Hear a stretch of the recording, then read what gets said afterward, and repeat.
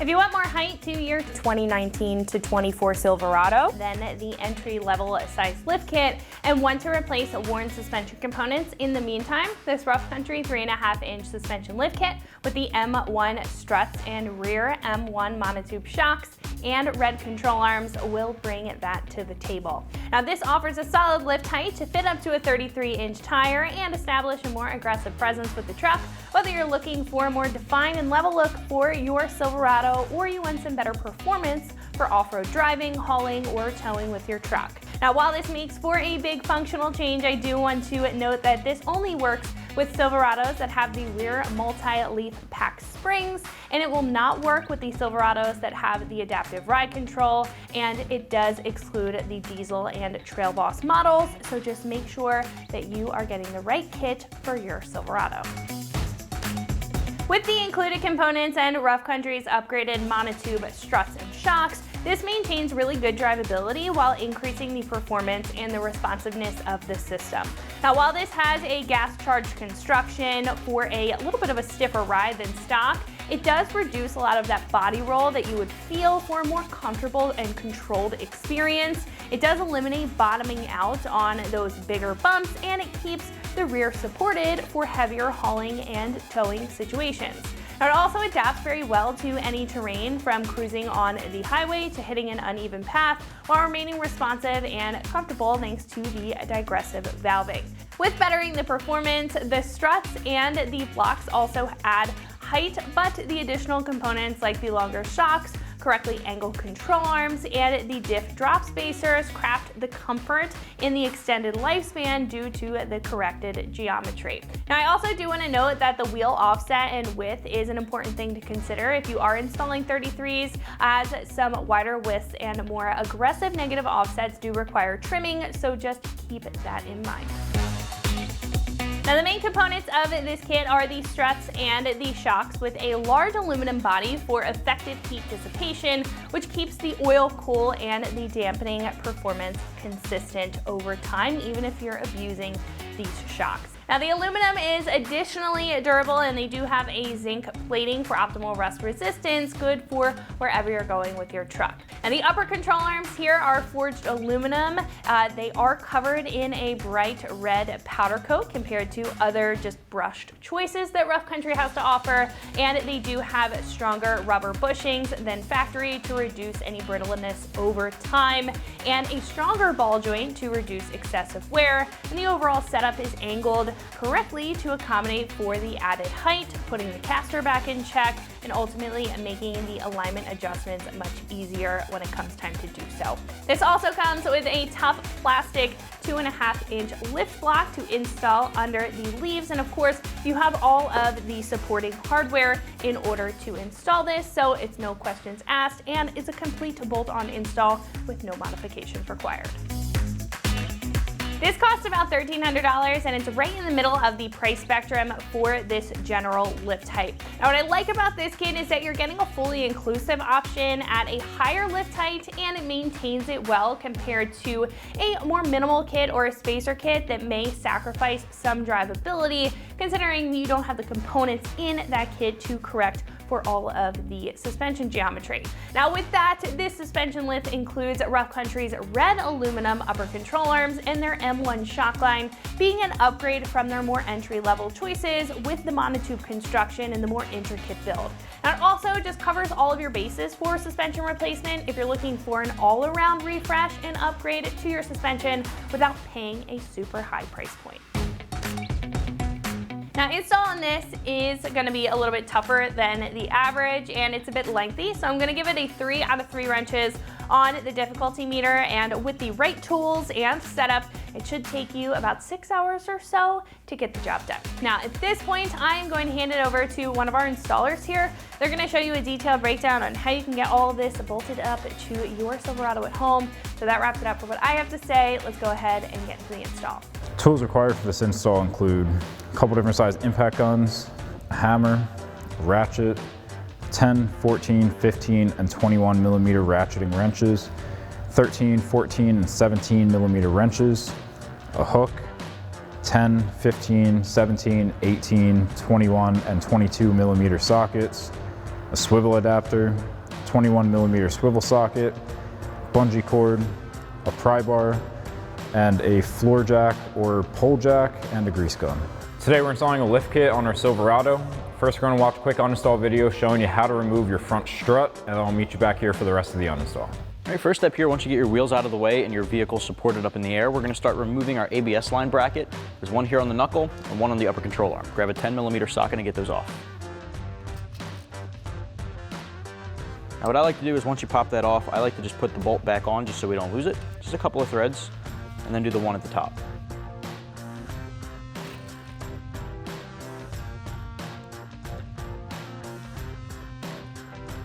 Next up, we're going to remove our sway bar end link. Now this is a pretty difficult one. You want to have a couple of specialty tools here. Not necessarily specialty tools, but specific tools. What you want to use is an 18mm wrench. Put that on the nut here on the back first. Then you're going to grab a 1/4" ratchet and a 9mm deep socket and hold that stud on the back end. And you're going to ratchet this guy off like this instead of ratcheting the nut, just because it's a really tight space. So using the 9mm on the stud itself, you can start to loosen it all the way up and remove it.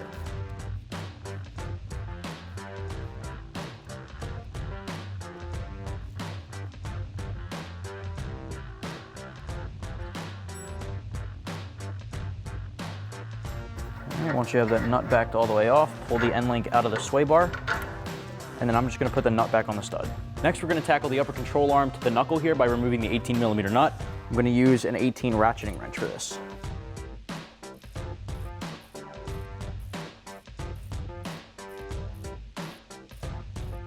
Now if it gets to the point where the entire stud is spinning, you can put this guy in there, follow it up with the appropriate size Allen key, and hold that stud steady.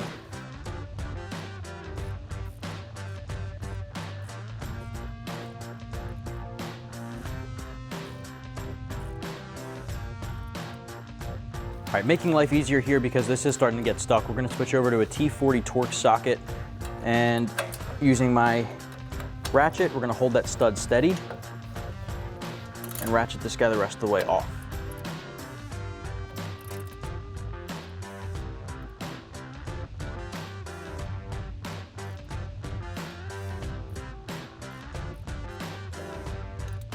There you go. And what I like to do is just take the nut, put it right back on the stud. Next up, switch over to a 21 deep socket and get the tie rod end off.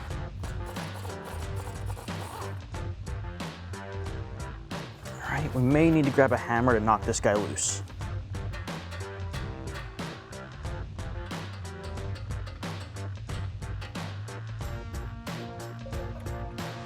Once you have that knocked loose, let's pull that guy out, and just like the other ones, next up, switch over to a 15 deep socket. We're going to get the 2 bolts holding the bottom of the strut to the lower control arm off.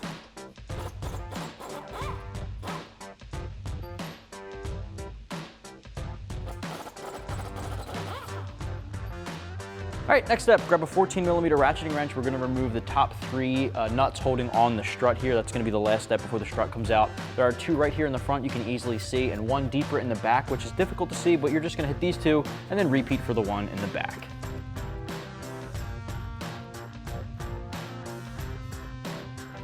Once you break it loose, you can usually get it off by hand.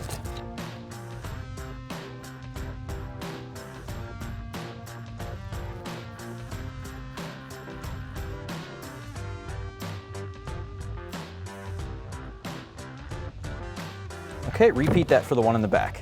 All right, from there, pull this guy down and set it aside. So now that we have our front strut removed, the last thing we need to do on the front is remove our upper control arm. I'm going to take a 21mm swivel socket and a 21mm wrench to remove our 2 bolts. So now I'm going to get that swivel socket in there, and I'm going to get my wrench on the nut side. Now when you loosen this up, eventually this will swing down, so just be careful that it doesn't get you.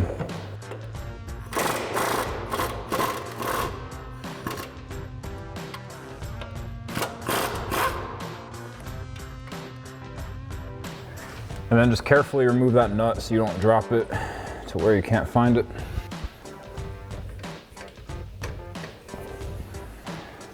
And then we're just gonna pull the bolts out and remove your control arm. So now moving on to the rear, the first thing we're going to be doing is unbolting our shock. Now I've got a pull jack underneath of our axle tube here, supporting the weight of the axle. If you're doing this on the ground, you can get a floor jack under there. You want to have it high enough where you can lower it down enough to get that lift block in between our U-bolts. So I'm going to start on my lower shock mount, taking a 21mm wrench and socket to remove that bolt.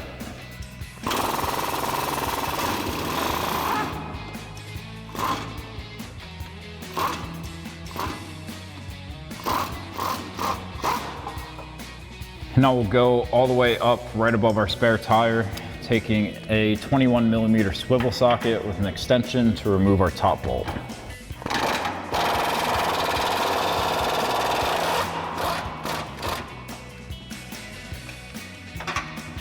And then you can remove your shock. So now we're going to take a 21mm socket to remove our 4 U-bolt nuts. This is where you really want that pull jack or floor jack to be on there really good.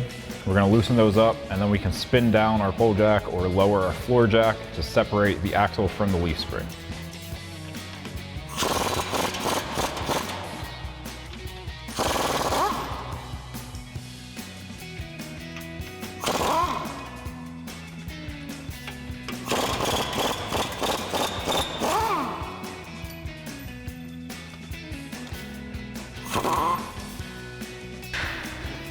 And then we're just going to wiggle off our lower bracket.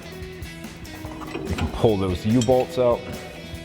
Now I'm just going to start lowering down my pull jack, and we just want to get a big enough gap between the axle and the leaf spring so that we can slide in our spacer.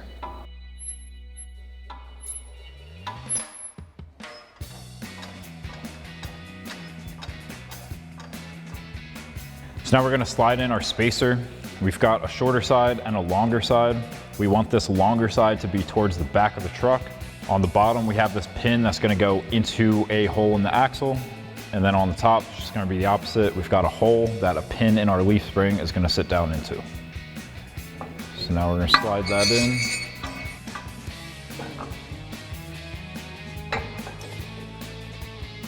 So now I've got the pin in the axle side and the pin from the leaf spring in the spacer. So I'm going to straighten that out, start raising that up.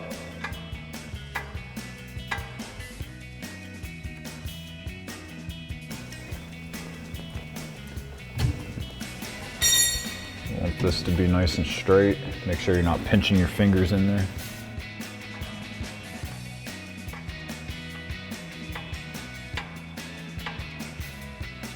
And then you can take your new U-bolts and slide those in. Make sure you're going behind this brake line over here. And then same thing on the other side, we have a wire harness. You want to make sure that you're closer to the axle and not going over that. And then I'm going to take that bottom bracket, slide it over my U-bolts.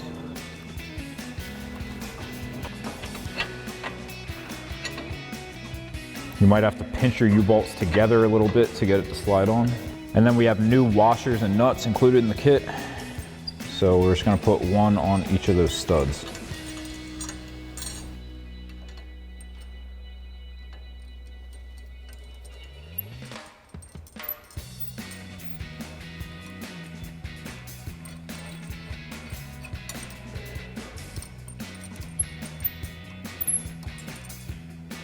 Now make sure your U-bolts at the top are sitting in those grooves at the top of the leaf spring.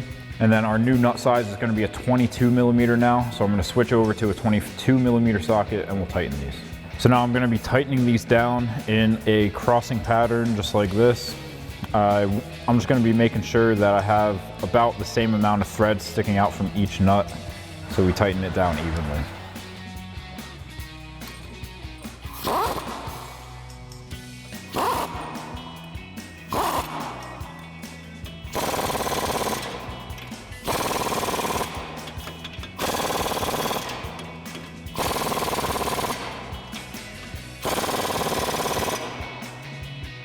Now we're going to install our shock.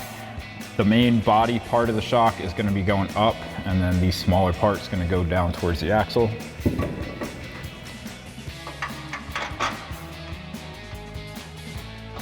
So I'm just getting it into my upper mount first. I'm just threading that bolt in a little bit. And then we'll connect it up on the axle, and then we can go back and tighten them both down. So now we'll work on that bottom mount.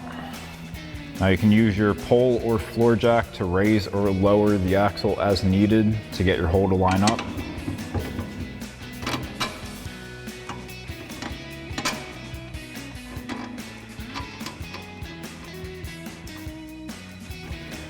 And then I'm just gonna raise this up to put a load on our suspension before we tighten down our bushings.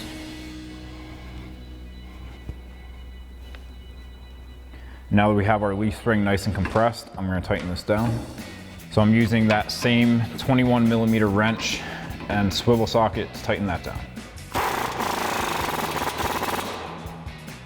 And now we'll go back up above the spare tire with our extension on there, tighten down our top bolt. And then you can repeat that process on the other side and then go back and tighten down all of your bolts to the manufacturer specifications. So now next we're gonna have to unbolt our sway bar mounts so that we can install our drop spacer. Now I've got a D or a P stamped in here for driver or passenger. That letter is gonna go up towards the frame, so it's gonna sit like this. So I'm gonna grab a 10mm socket to pull out those two bolts. I loosen the other ones on the other side. I've got them holding on by a couple threads so that we can drop this down far enough to install our bracket, and then we'll do the same on the other side. So now take a 10mm socket and extension to remove those two bolts.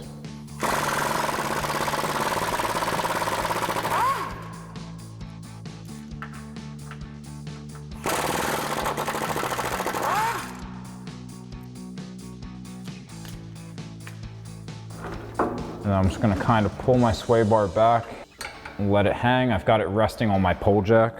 So now I'm gonna grab my spacer. I've got my D on the top.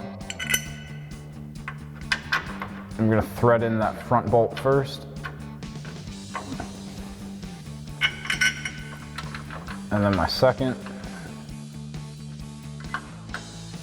Now this front one's gonna be blocked, so I can't get a socket on there. So I'll tighten that first one down with the socket, and then I'm gonna have to use a wrench for this one. Now I'm gonna take my 10mm ratcheting wrench for my second bolt.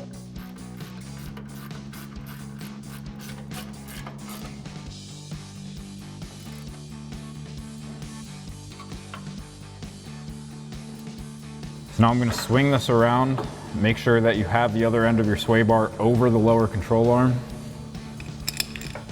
and then slide in that bolt and flat washer. And then get your flat washer and nut on the other side. And then I'm gonna do the same thing for the other side of my mount.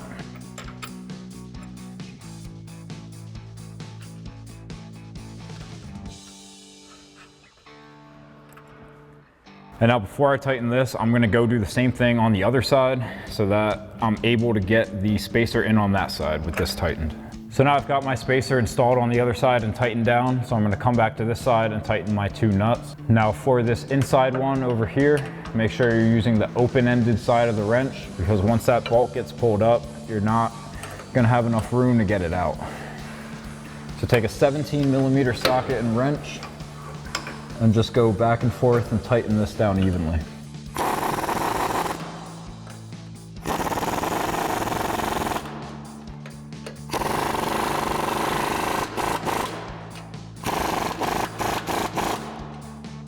And then repeat on the other side if you haven't already.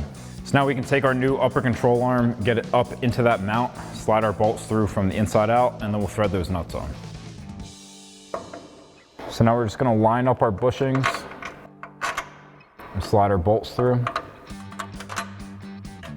Then grab your nuts, slide those on.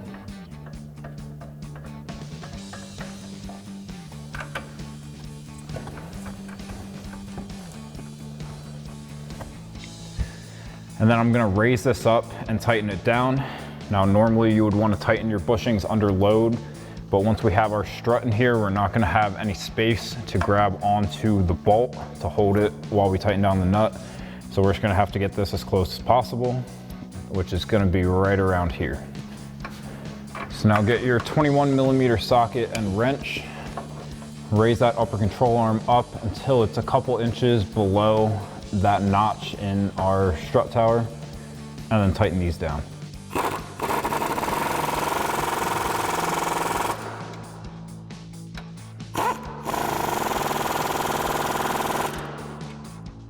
Now we're gonna take our new strut, I'm gonna slide it in, get it into the upper mount. I'm gonna get a couple of our new nuts on, just hand tight, and then we'll line it up with our bottom mount.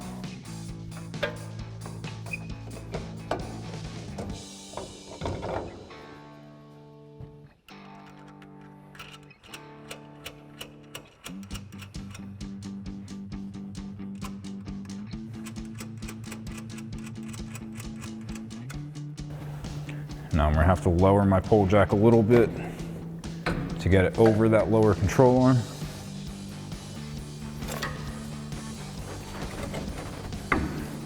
And pop it back into place.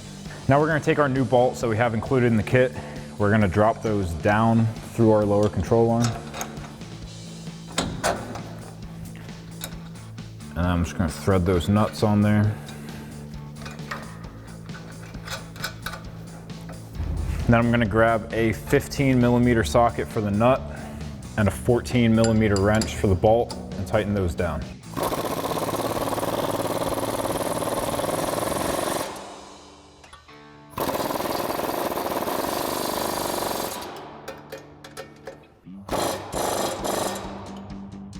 Now I'm gonna reconnect my knuckle to my upper control arm. We've got a new nut for this stud included in the kit. So I'm gonna raise that up, take my pry bar under one of the coils on the spring, and pull that down into place. Thread my new nut on there.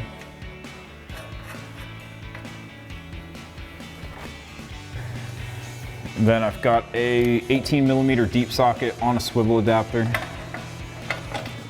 I'm going to use that to tighten down that nut.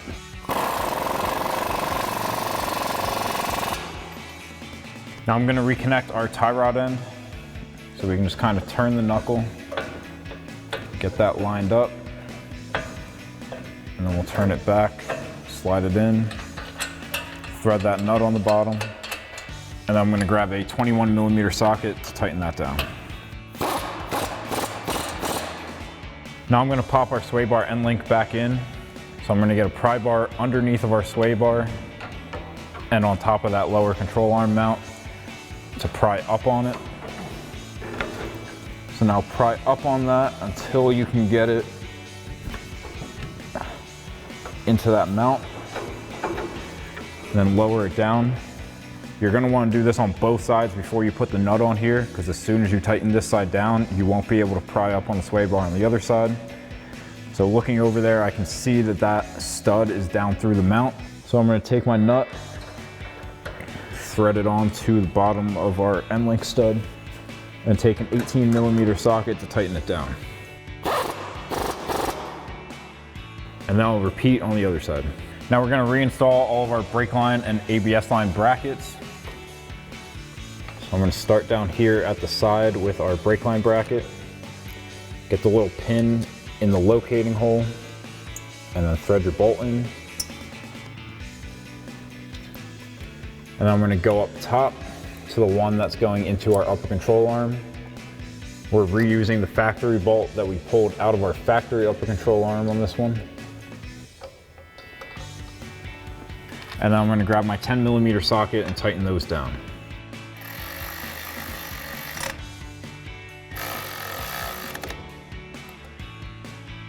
So now we're going to get our other two brackets installed on the other side of the knuckle. We've got our one right down here.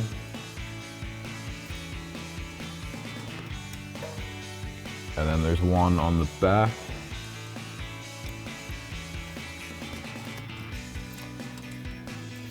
So thread those bolts in, make sure that your locating tabs are in those holes, and take a 10 millimeter socket to tighten it down.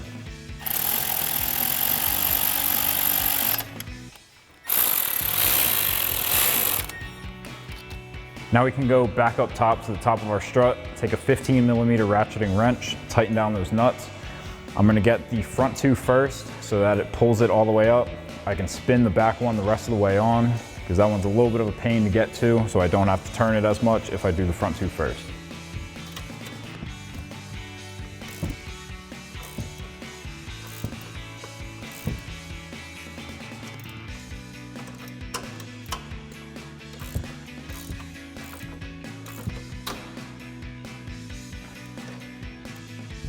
Now with those tightened down, I'm gonna spin that nut the rest of the way on in the back.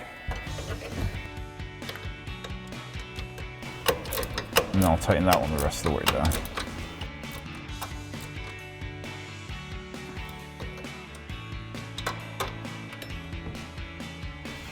And then I'm just gonna take this bracket, clip that back onto my stud. Now, once you have both sides installed on the front, the last thing we need to do is grease our upper ball joint. So just grab a grease gun, push that down on there, and we're just gonna pump it until we see that boot expand a little bit.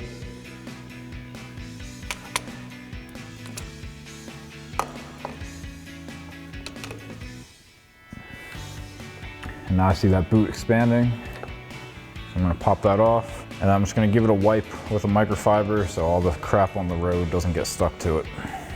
Then do that same thing on the other side. So that'll wrap up this review and install of the Rough Country Suspension 3.5-inch suspension lift kit with M1 struts and rear M1 monotube shocks in red for your 19 to 24 Silverado 1500 with rear multi-leaf pack springs and without adaptive ride control, excluding diesel.